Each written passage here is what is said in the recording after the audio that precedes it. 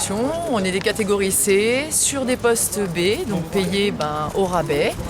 On a passé un examen professionnel justement donc pour être rédacteur, pour accélérer nos carrières. Et depuis maintenant 3 ans, 4 ans, 5 ans, on n'est toujours pas nommé par notre administrateur. Donc voilà. Donc aujourd'hui, on a rencontré l'administration qui ne veut pas faire d'efforts et on se retrouve toujours à la même situation. Donc on espère qu'on continuera la lutte et puis jusqu'à qu'on soit nommé sur nos postes. Et là, on est en faisant fonction. Le représentant du préfet vous a reçu, qu'est-ce qu'il vous a dit exactement? Comme quoi finalement il allait, que politiquement ils nous comprennent, qu'ils trouvent ça très injuste effectivement que les catégories C fassent soit les fausses fonctions et puis ils allaient mettre tout de leur côté pour essayer de nommer on va dire un minimum d'agents. Voilà.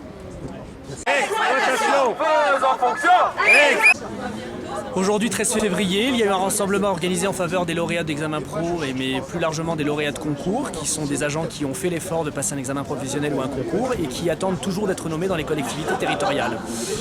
L'objet de ce rassemblement, la raison de ce rassemblement a été provoquée par les critères du CIG dont nous avons eu connaissance, qui sont beaucoup plus restrictifs cette année que les années précédentes, puisque le CIG, plutôt que de retenir le critère de 5% de l'ensemble des effectifs rédacteurs, a choisi de retenir le critère de 1 sur 3. Quand on sait le nombre de rédacteurs qui sont recrutés, rédacteurs titulaires qui sont recrutés dans les collectivités territoriales, on sait qu'aujourd'hui pour le Conseil général, ça ne représentera même pas 13 nominations, ce qui est à notre sens une régression, notamment par rapport à la mobilisation que nous avons depuis mai 2013. Voilà, donc aujourd'hui nous avons rencontré l'administration qui entend bien nos revendications, qui les comprend, mais qui nous fait part de ses limites, puisque tant que ce décret n'évoluera pas, nous n'aurons pas forcément d'évolution par rapport au nombre de nominations.